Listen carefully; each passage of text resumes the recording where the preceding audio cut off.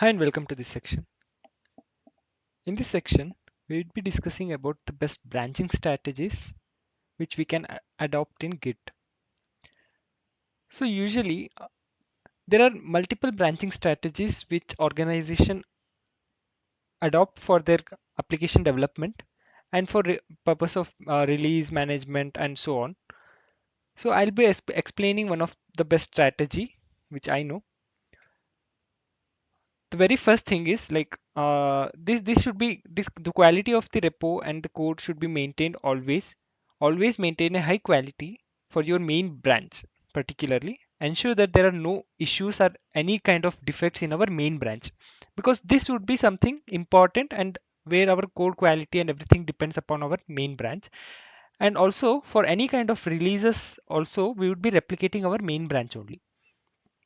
And then it should it should contain a working copy of the production code. That means always and make sure that the working copy you always have a working copy of your production code. Let's assume this is a main branch which we are using, and the feature addition feature other developers would be working on features and committing to the main branch. Let's assume just copy this working copy, just have a working copy of this main branch to ensure that in case any deletion or any issues happens in between, you would be always having a working copy of that main branch. And then create a separate branch for our feature and bug fixes that already I was already stressing in my previous videos as well. Don't commit anything directly to the main branch. Always make sure that you any code changes you would be making it, always make it in a different branch. Create a feature branch, make changes, add your features, then raise a pull request, commit back to the main branch. For any kind of bug issues, fixes also, create a separate branch, resolve the issues, and then commit back to the main branch. That is a proper scenario and the way how it is followed. Next, make sure of using the pull request. Always don't merge any changes directly to the main branch. Always ensure that you have a policy setup, you have a repo protection rule set up in our Git repositories, which I explained in my previous video as well. Have a rule there.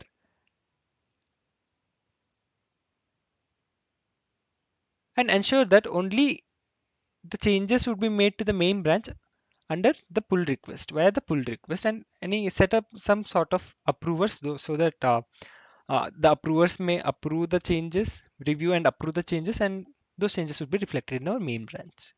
And then let the feature branch be short-lived. What it does mean, what I mean is, whenever you're creating a new branch to add on the feature or creating a new branch for any kind of bug fixes, and then you have raised a pull request and all the merging process have been completed to the main branch, don't retain that feature branch. Always ensure that if that feature branch is no longer utilized, just make sure you have deleted that feature branch so that other developers won't get confused in your project. In that,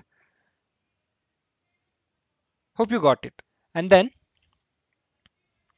similarly for bug fixes also just to avoid the conflicts or confusion between the team members. That is the main reason. Then maintain a separate branch for releases. As I said, this would be our main repos. This would be our working repositories. Let's assume from this is the main branch, and then we have feature, and we'll be committing everything into members.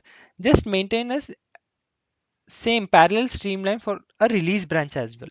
Whatever would be in the main, commit both the changes to main as well as release, and this branch would be dedicated for all our release purpose, right?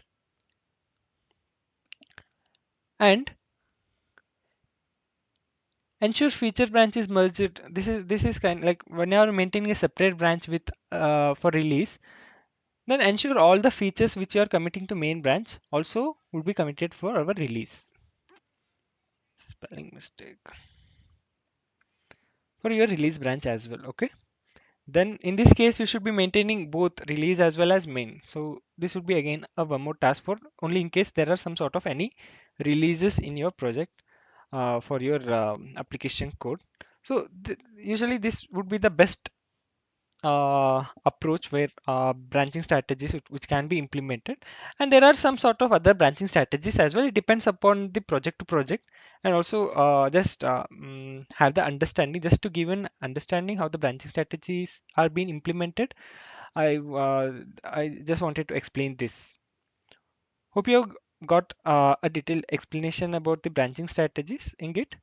Hope you like this video, and thank you.